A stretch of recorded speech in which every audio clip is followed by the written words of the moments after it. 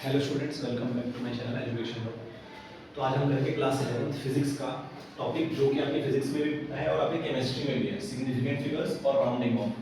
ठीक है, दोनों हम सीखेंगे। इजी है, ठीक है, आपने पहले भी पढ़ा होगा क्लास 8 वगैरह में, लेकिन ये काफी इंपॉर्टेंट है क्योंकि पेपर में बहुत कुछ आता है इसके ऊपर से।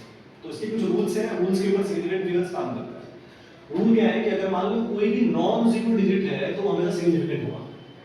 मतलब काउंट करते हैं, सिग्निफिकेंस होता है कि हम इसके अंदर डिजिट्स को काउंट करते हैं कि जितने डिजिट्स हैं उसको सिग्निफिकेंट फिगर्स बोलते हैं। ठीक है, तो अगर कोई भी नॉन जीरो डिजिट है तो हमेशा सिग्निफिकेंट होगी। जैसे 289 लिखूं मैं, 2.89 लिखूं, तो इसमें तीन डिजिट दिख रहा है आपको, तो तीन ही होगा। इसका इसका सिग्निफिकेंट फिगर्स कितना होगा? तीन। ठीक है, ऐसा ऐसा लिख सकता हूं मैं। ठीक है, लेकिन अगर जीरो और जीरो आएगा दो नॉन जीरो के डिजिट में तो वो भी सिग्निफिकेंट है। मतलब मान लो कि ये भी नॉन जीरो डिजिट है, 2 भी, और 6 भी नॉन जीरो डिजिट है, इनके बीच में अगर जीरो आ रहा है तो फिर ये भी सिग्निफिकेंट फिगर्स को हम इसको काउंट करेंगे। ऐसे यहां पे भी हम सिग्निफिकेंट फिगर्स काउंट कर रहे हैं, 1 2 3 4 5 6, इसलिए मैंने इसका सिग्निफिकेंट फिगर्स 6 लिख के दिखाया। ठीक है, आगे देखते हैं। अगर लीडिंग जीरो होगा तो वो सिग्निफिकेंट नहीं होगा। लीडिंग जीरो मतलब कि जीरो अगर पहले आ रहा है तो सिग्निफिकेंट काउंट नहीं होगा। जैसे यहां पे देखो जीरो पहले आ रहा है तो मैं इसमें दो ही दिख रहा हूं सिग्निफिकेंट। यहाँ पे जीरो 3 बार आ रहे हैं तो मैं फिर भी पहले आ रहा है ना, मतलब 3 से, तो इसलिए मैंने इसका सिग्निफिकेंट फिगर्स क्या लिखा? 1 लिखा, और यहाँ पे मैंने 2 लिखा, क्योंकि पहले वाला जीरो चाहे कितनी बार भी जीरो आ रहा हो, पहले शुरू में अगर आ रहा है ना, नॉन जीरो डिजिट के शुरू में लीडिंग में अगर जीरो आ रहा है तो सिग्निफिकेंट फिगर्स कभी भी काउंट नहीं होगा। ठीक है, समझ में आई आपको ये? आगे देखते हैं। ट्रेलिंग जीरो मतलब बाद में अगर जीरो आ रहा है, लेकिन अगर आपको याद आता है कि ट्रेलिंग जीरो आ रहा है और डेसिमल पॉइंट नहीं आ रहा है, यहाँ पे कोई भी डेसिमल दिख रहा है आपको? नहीं दिख रहा।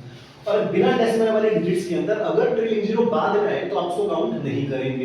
जैसे यहाँ पे 210 लिखा तो मैंने यहाँ पे 21 को ही काउंट किया, 0 को नहीं किया, इसलिए मैंने बोला कि 2 सिग्निफिकेंट फिगर्स यहाँ पे है।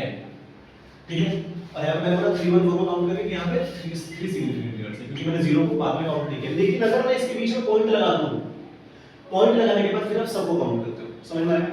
बाद में जीरो कब काउंट होगा? बाद में जीरो जब काउंट होगा जब अगर मान लो उसमें पॉइंट लगा है और बाद में जीरो आ रहा है, तो आप सब सारी डिजिट्स उसकी काउंट कर लोगे। लेकिन अगर पॉइंट नहीं लगा, डेसिमल पॉइंट नहीं लगा हुआ है और फिर जीरो आ रहा है, तो आप उसको सिग्निफिकेंट फिगर्स में काउंट नहीं कर सकते। समझ में आया आपको? ठीक है, आई थिंक क्लियर है सबको, इससे इजी नहीं हो सकता है। ठीक है, अगर कोई एग्जैक्ट नंबर लिखो तो वो सिग्निफिकेंट होता है। जैसे 5 एप्पल है, 5 एप्पल, 4 चेयर, वो ये सब लिखा है ऐसे करके एग्जैक्ट नंबर, तो उसके सिग्निफिकेंट फिगर्स होते हैं, वो इनफाइनाइट सिग्निफिकेंट फिगर्स होते हैं उसके। ठीक है, आप ध्यान देना।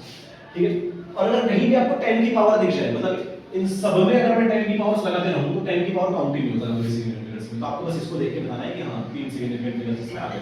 10 की पावर को काउंट करना ही है, क्योंकि 10 की पावर क्या है? 0 है।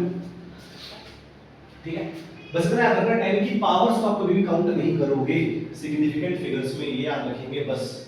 ठीक है, अच्छा कुछ और चीजें। अब सिग्निफिकेंट फिगर्स में ना कुछ ऑपरेशंस होते हैं। एडिशन सब्ट्रैक्शन कैसे करूंगा मैं दो चीजों को, और मल्टीप्लिकेशन डिवीजन कैसे करूंगा मैं दो चीजों को।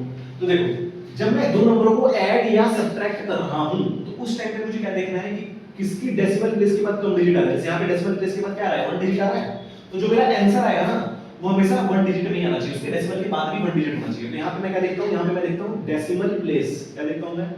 डेसिमल प्लेस देखता हूं मैं, अगर जब मेरे को एडिशन और सब्ट्रैक्शन करना होता है। जैसे मैं इसमें अगर करके देखूं 12.11 को अगर मैं 0.3 से करूंगा तो मेरा आएगा आंसर 12.41। लेकिन मुझे तो किसमें चाहिए? मुझे तो चाहिए इसका आंसर 1 डिजिट में ही।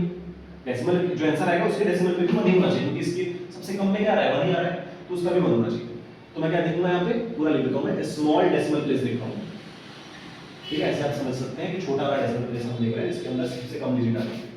ठीक है, तो यानी कि मैं इसका आंसर कैसे लिखूंगा? राउंड ऑफ करके लिखूंगा। तो इसका राउंड ऑफ करके ना आंसर 12.4 आ रहा है। कैसे आ रहा है राउंड ऑफ? तो राउंड ऑफ भी एक साथ पढ़ लेते हैं। तो राउंड ऑफ के भी कुछ फॉर्मूले हैं, हमने पहले पढ़ा भी होगा कि अगर किसी डिजिट में, अच्छा राउंड ऑफ हम ना कभी भी ना डेसिमल के बाद ना दो डिजिट तक मैक्स टू मैक्स निकालते हैं, आपने सुना होगा काफी बार छोटी क्लासेस में। तो मैं क्या करूंगा? मैं दूसरी डिजिट देखूंगा, फर्स्ट डिजिट नहीं देख रहा। अगर मान लो कि मेरे पास केवल ये दो डिजिट लिख के आएंगे तब तो मेरे को ही देखना ही पड़ेगा ना। लेकिन अगर ऐसा बहुत लंबा लिखा हुआ है तो आपको बस सेकंड वाली डिजिट को ही देखना है। और क्या देखना है सेकंड वाली डिजिट में? कि वो डिजिट 5 से कम है या 5 से ज्यादा। अगर तो वो डिजिट लेस देन 5 है तो आप क्या करोगे? प्रीवियस वाली डिजिट को वैसे सेम टू सेम ऐसे करके लिख दोगे। ये आंसर आ गया आपका। डेसिमल दो डेसिमल प्लेस तक जो लिखा है वही दो डेसिमल प्लेस तक आपने लिख दिया, कुछ चेंज नहीं किया।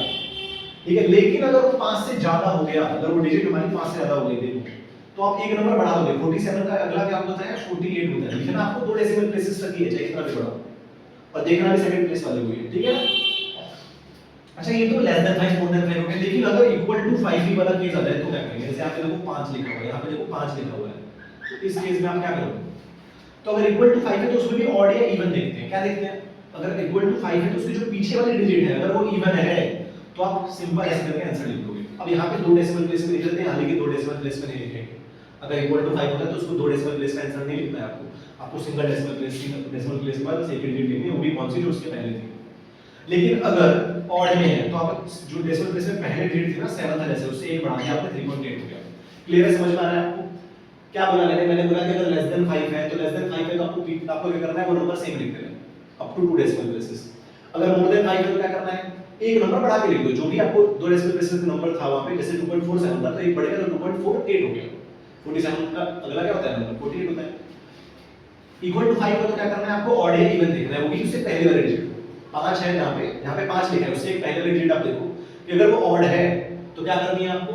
तो ऑड है तो एक नंबर बढ़ा देना है, 3.7 से 3.8 हो गया। लेकिन अगर इवन है तो वो सेम नंबर लिख दो 3.2, पर यहाँ पे आपको 2 डेसिमल प्लेस नहीं लिखना है। तो वही मैं यहाँ करूंगा, देखो मैंने बोला राउंड ऑफ करना है, तो मैंने यहाँ देखा कि जो है ये 5 से कम आ रहा है ना, सेकंड प्लेस देखा मैंने 5 से कम आ रहा है। अगर ये 5 से कम आ रहा है तो मैंने क्या बोला था? 5 से कम आएगा तो सेम नंबर ऐसे करके लिख देना होता है। तो 12.41 थोड़ी लिखूंगा मैं, 41 क्यों नहीं लिखूंगा? क्योंकि मेरे को एक ही नंबर तक चाहिए ना। अगर यहाँ पे भी सबसे स्मॉल में एक डेसिमल प्लेस आ रहा है तो यानी कि आंसर नंबर एक ही आना चाहिए। यहाँ पे 12.41 ना लिख के मैं 12.4 लिखूंगा।